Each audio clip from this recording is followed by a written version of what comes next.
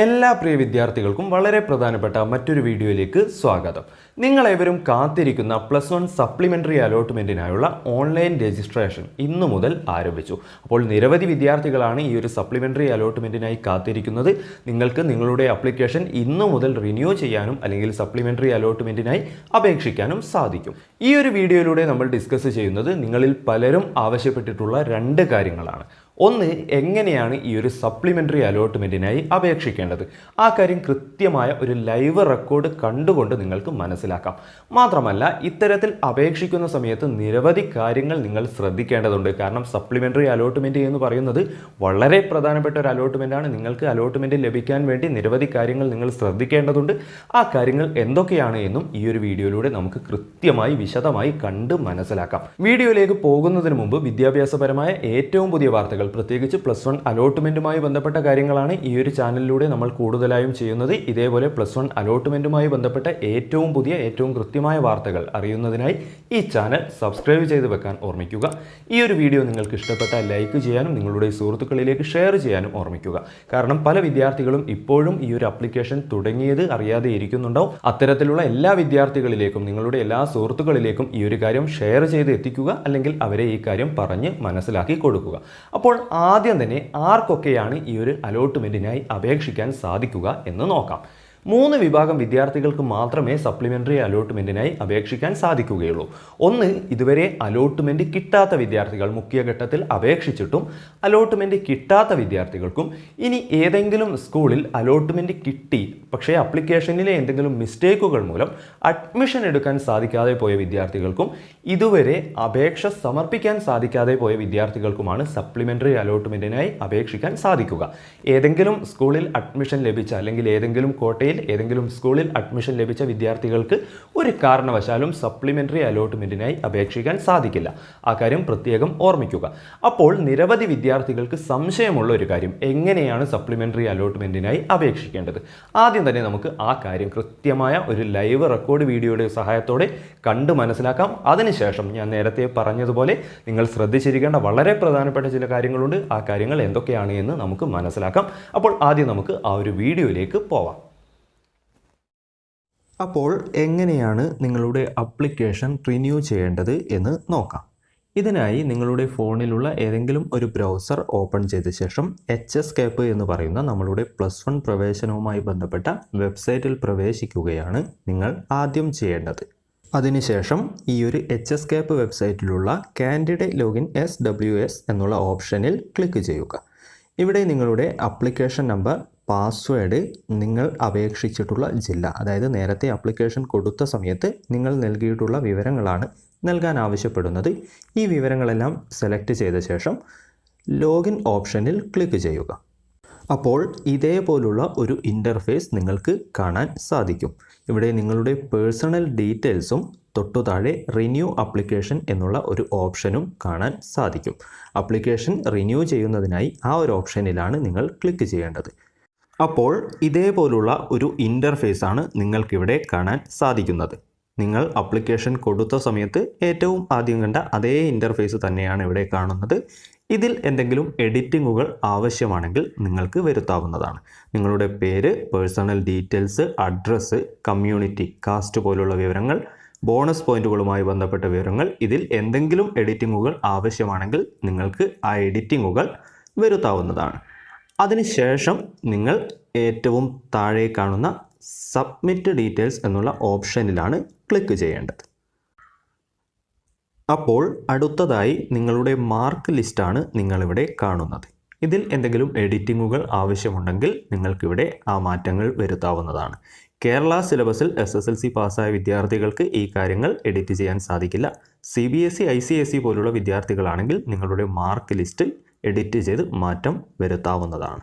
അപ്പോൾ ആ കാര്യങ്ങളിൽ എന്തെങ്കിലും എഡിറ്റിങ്ങുകൾ ആവശ്യമാണെങ്കിൽ അത് വരുത്തിയ ശേഷം സബ്മിറ്റ് എന്നുള്ള ഓപ്ഷനിലാണ് നിങ്ങൾ ക്ലിക്ക് ചെയ്യേണ്ടത്. അപ്പോൾ ഇതേപോലുള്ള ഒരു ഇൻ്റർഫേസ് നിങ്ങൾക്കിവിടെ കാണാൻ സാധിക്കും.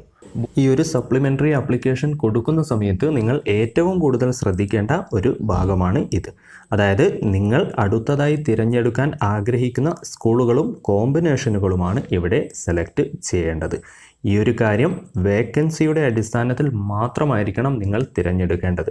സപ്ലിമെൻ്ററി അലോട്ട്മെൻറ്റിനായുള്ള വേക്കൻസി ലിസ്റ്റ് ഓൾറെഡി HSCAP വെബ്സൈറ്റിൽ പബ്ലിഷ് ചെയ്തിട്ടുണ്ട്. ആ രീതിയിൽ വേക്കൻസി നോക്കിക്കൊണ്ട് മാത്രമായിരിക്കണം നിങ്ങൾ ഈ ഒരു ഓപ്ഷനുകൾ തിരഞ്ഞെടുക്കുന്നത്. ഇത്തരത്തിൽ നിങ്ങൾക്ക് അടുത്തതായി പഠിക്കാൻ താല്പര്യമുള്ള നിങ്ങളുടെ മാർക്കിനനുസരിച്ചുള്ള പരമാവധി ബോണസ് പോയിന്റ് ലഭിക്കുന്ന തരത്തിലുള്ള ഓപ്ഷനുകൾ ഇവിടെ എൻ്റർ ചെയ്യുക. അതിനുശേഷം താഴെയുള്ള സബ്മിറ്റ് ഡീറ്റെയിൽസ് എന്നുള്ള ഓപ്ഷനിലാണ് നിങ്ങൾ ക്ലിക്ക് ചെയ്യേണ്ടത്. അപ്പോൾ നിങ്ങൾക്ക് ഇതേപോലുള്ള ഒരു ഇൻ്റർഫേസ് കാണാൻ സാധിക്കും. അതായത് നിങ്ങളുടെ സർട്ടിഫിക്കറ്റ് ഡീറ്റെയിൽസ് കൊടുക്കാനുള്ള അല്ലെങ്കിൽ എഡിറ്റ് ചെയ്യാനുള്ള ഇൻ്റർഫേസാണ് നിങ്ങളിപ്പോൾ കാണുന്നത്. ഈ ഒരു ഓപ്ഷനിൽ നിങ്ങൾ നൽകിയിട്ടുള്ള സർട്ടിഫിക്കറ്റുകളുമായി ബന്ധപ്പെട്ട വിവരങ്ങൾ നിങ്ങൾക്ക് എഡിറ്റ് ചെയ്യാവുന്നതാണ്. അതിനുശേഷം സബ്മിറ്റ് ഓൾ എന്നുള്ള ഓപ്ഷനിൽ നിങ്ങൾ ക്ലിക്ക് ചെയ്യുക. അപ്പോൾ നിങ്ങളുടെ ആപ്ലിക്കേഷൻ്റെ ഫൈനൽ ഫോം നിങ്ങൾക്കിവിടെ കാണാൻ സാധിക്കും.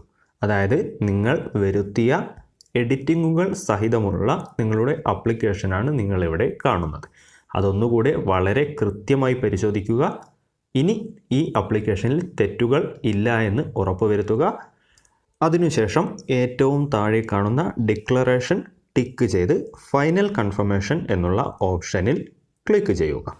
അപ്പോൾ നമ്മൾ വരുത്തിയ എഡിറ്റിങ്ങുകൾ സഹിതം നമ്മുടെ ആപ്ലിക്കേഷൻ വീണ്ടും സബ്മിറ്റ് ആയിട്ടുണ്ട് എന്ന് നമുക്ക് കാണാൻ സാധിക്കും.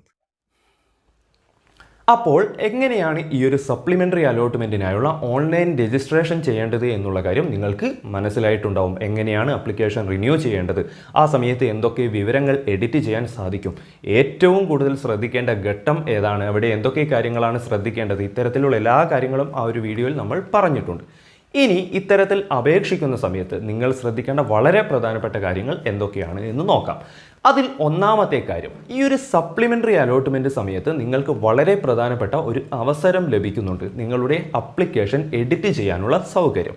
അപ്പോൾ നേരത്തെ നിങ്ങളുടെ ആപ്ലിക്കേഷനിൽ എന്തെങ്കിലും മിസ്റ്റേക്കുകൾ പറ്റിയിട്ടുണ്ട് എങ്കിലോ ഇനി എന്തെങ്കിലും വിവരങ്ങൾ ഉൾപ്പെടുത്താൻ സാധിക്കാതെ പോയിട്ടുണ്ടെങ്കിലോ ആ കാര്യങ്ങൾ നിർബന്ധമായും നിങ്ങളുടെ ആപ്ലിക്കേഷനിൽ ഉൾപ്പെടുത്തേണ്ടതാണ്. മിസ്റ്റേക്കുകൾ പറ്റിയ വിദ്യാർത്ഥികൾക്ക് ഇപ്പോൾ ആ ഒരു ആപ്ലിക്കേഷൻ എഡിറ്റ് ചെയ്യാവുന്നതാണ്. അതേപോലെ തന്നെ ഏതെങ്കിലും സർട്ടിഫിക്കറ്റ് ഡീറ്റെയിൽസ് അല്ലെങ്കിൽ മറ്റ് വിവരങ്ങളൊക്കെ ഉൾപ്പെടുത്താൻ വിട്ടുപോയ വിദ്യാർത്ഥികൾക്ക് ആ കാര്യം കൂടെ കൂട്ടിച്ചേർക്കാവുന്നതാണ്. അപ്പോൾ ആദ്യം നിങ്ങൾ ശ്രദ്ധിക്കേണ്ട കാര്യം അതാണ്. ഇനി രണ്ടാമതായി നിങ്ങൾ ശ്രദ്ധിക്കേണ്ട വളരെ പ്രധാനപ്പെട്ട ഒരു കാര്യം, ഈ ഒരു സപ്ലിമെൻ്ററി അലോട്ട്മെൻറ്റിനായി എങ്ങനെയാണ് അപേക്ഷിക്കേണ്ടത് എന്ന് നിങ്ങൾക്കിപ്പോൾ മനസ്സിലായിട്ടുണ്ടാവും. ആ വീഡിയോ നിങ്ങൾ കൃത്യമായി കണ്ട് അത്തരത്തിൽ നിങ്ങൾക്ക് ചെയ്യാൻ പറ്റുമെന്ന് ഉറപ്പുണ്ടെങ്കിൽ മാത്രം ആ രീതിയിൽ നിങ്ങളുടെ അപേക്ഷ അല്ലെങ്കിൽ നിങ്ങളുടെ ആപ്ലിക്കേഷൻ റിന്യൂ ചെയ്യുക. ഇനി അത്തരത്തിൽ ചെയ്യാൻ നിങ്ങൾക്ക് പ്രയാസം തോന്നുകയാണെങ്കിൽ സ്കൂളുകളിൽ പ്രവർത്തിക്കുന്ന ഹെൽപ്പ് ഡെസ്ക് വഴിയോ അക്ഷയ കേന്ദ്രങ്ങൾ വഴിയോ ഇൻ്റർനെറ്റ് കഫേ വഴിയോ ഈ ഒരു അപേക്ഷ പൂർത്തിയാക്കുക. കാരണം ഇനിയും നിങ്ങളുടെ ആപ്ലിക്കേഷനിൽ മിസ്റ്റേക്കുകൾ പറ്റിക്കഴിഞ്ഞാൽ, ഏതെങ്കിലും തരത്തിലുള്ള തെറ്റുകൾ വന്നു കഴിഞ്ഞാൽ പിന്നീട് നിങ്ങൾക്ക് അലോട്ട്മെൻറ്റ് ലഭിക്കാനുള്ള സാധ്യത വളരെ കുറവായിരിക്കും. കാരണം ഇനി ഈ ഒരു സപ്ലിമെൻ്ററി അലോട്ട്മെൻറ്റിന് ശേഷം സെക്കൻഡ് സപ്ലിമെൻ്ററി ഒക്കെ ഉണ്ടെങ്കിലും ആ ഒരു സമയത്തേക്ക് സീറ്റുകൾ വളരെ കുറവായിരിക്കും. അപ്പോൾ ഈ ഒരു ആപ്ലിക്കേഷനിൽ സപ്ലിമെൻ്ററി അലോട്ട്മെൻറ്റിനായി നിങ്ങൾ നൽകുന്ന ആപ്ലിക്കേഷനിൽ യാതൊരുവിധ മിസ്റ്റേക്കുകളും ഇല്ലാതിരിക്കുക വളരെ പ്രധാനപ്പെട്ട കാര്യമാണ്. പിന്നീട് ഈ ഒരു ആപ്ലിക്കേഷൻ സമർപ്പിച്ച് ഫൈനൽ കൺഫർമേഷൻ നൽകിക്കഴിഞ്ഞാൽ നിങ്ങൾക്ക് ഒരു കാരണവശാലും നിങ്ങളുടെ ആപ്ലിക്കേഷൻ എഡിറ്റ് ചെയ്യാൻ സാധിക്കില്ല. ആ കാര്യം പ്രത്യേകം ഓർമ്മിക്കുക.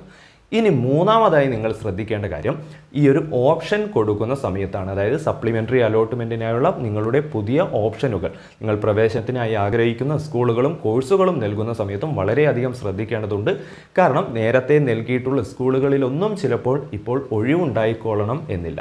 അപ്പോൾ സപ്ലിമെൻ്ററി അലോട്ട്മെൻറ്റിനായുള്ള വേക്കൻസി ലിസ്റ്റ് ഇന്ന് തന്നെ സൈറ്റിൽ വന്നിട്ടുണ്ട്. വെബ്സൈറ്റിൽ നിങ്ങൾക്ക് ആ കാര്യം കാണാൻ സാധിക്കും. HSCAP സൈറ്റിൽ കാണുന്ന സ്കൂൾ വൈസ് വേക്കൻസീസ് എന്നുള്ള ആ ഒരു ഓപ്ഷനിൽ ക്ലിക്ക് ചെയ്ത് നിങ്ങളുടെ ജില്ല സെലക്ട് ചെയ്ത് കഴിഞ്ഞാൽ നിങ്ങളുടെ ജില്ലയിലെ വിവിധ സ്കൂളുകളിൽ വിവിധ കാറ്റഗറിയിൽ ഒഴിവുള്ള സീറ്റുകളുടെ എണ്ണം നിങ്ങൾക്ക് അവിടെ കാണാൻ സാധിക്കും. അപ്പോൾ ആ ഒരു വേക്കൻസിയുടെ അടിസ്ഥാനത്തിലായിരിക്കണം നിങ്ങൾ സപ്ലിമെൻ്ററി അലോട്ട്മെൻറ്റിനായുള്ള ഓപ്ഷനുകൾ തിരഞ്ഞെടുക്കുന്നത്.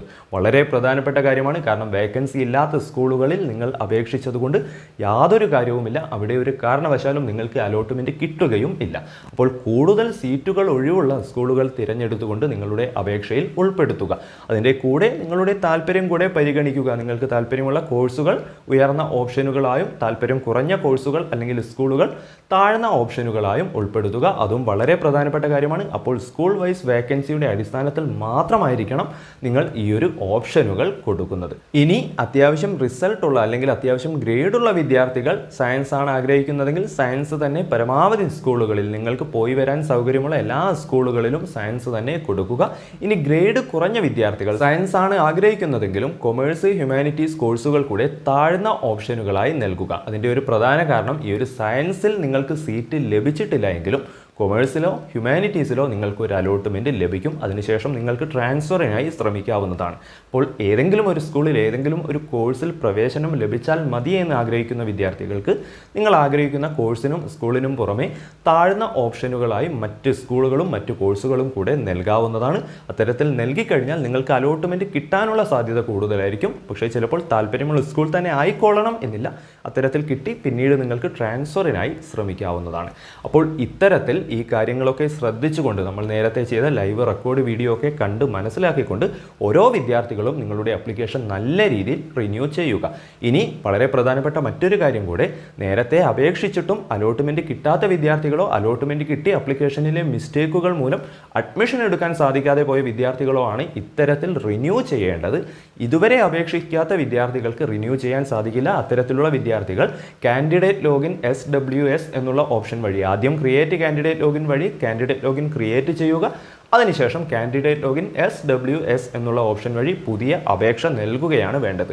അതെങ്ങനെയാണ് എന്നുള്ളത് ഈ വർഷത്തെ +1 പ്രവേശനം ആരംഭിക്കുന്ന സമയത്ത് തന്നെ നമ്മൾ ലൈവ് റെക്കോർഡ് വീഡിയോ ആയി ചെയ്തിട്ടുണ്ട്.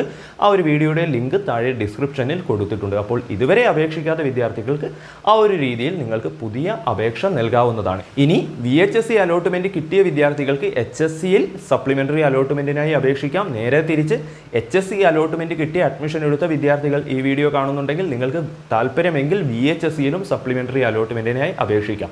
അത്തരത്തിലുള്ള വിദ്യാർത്ഥികളും അതായത് HSCയിലോ VHSCയിലോ നിങ്ങൾ ഇതുവരെ അപേക്ഷ നൽകിയിട്ടില്ല എങ്കിലും നേരത്തെ പറഞ്ഞിട്ടുള്ളതുപോലെ ക്രിയേറ്റ് കാൻഡിഡേറ്റ് ലോഗിൻ വഴി പുതിയ അപേക്ഷ നൽകുകയാണ് വേണ്ടത്. അതിൻ്റെ ലിങ്ക് താഴെ ഡിസ്ക്രിപ്ഷനിൽ കൊടുത്തിട്ടുണ്ട്.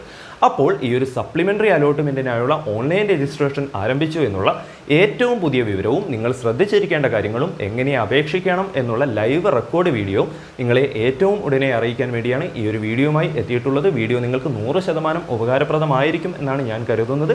അതുകൊണ്ട് തന്നെ വീഡിയോ മടിക്കാതെ ലൈക്ക് ചെയ്ത് വെക്കുക. നിങ്ങളുടെ സുഹൃത്തുക്കളിലേക്ക് വീഡിയോ പരമാവധി ഷെയർ ചെയ്ത് കൊടുക്കാൻ ഓർമ്മിക്കുക. ഇനി ഈ ഒരു സപ്ലിമെൻ്ററി അലോട്ട്മെൻറ്റിൻ്റെ റിസൾട്ട് വരുമ്പോഴും ട്രാൻസ്ഫർ പോലുള്ള കാര്യങ്ങൾ വരുമ്പോഴുമൊക്കെ ആ കാര്യങ്ങൾ കൃത്യമായി ഏറ്റവും ഉടനെ അറിയുന്നതിനായി ഈ ചാനൽ സബ്സ്ക്രൈബ് ചെയ്ത് വെക്കാനും ഓർമ്മിക്കുക. അപ്പോൾ നിങ്ങൾക്ക് ഉപകാരപ്രദമായ നിങ്ങൾക്ക് ആവശ്യമായ +1 പ്രവേശനവുമായി ബന്ധപ്പെട്ട ഏറ്റവും പുതിയ മറ്റൊരു വീഡിയോയുമായി നമുക്ക് വീണ്ടും കാണാം.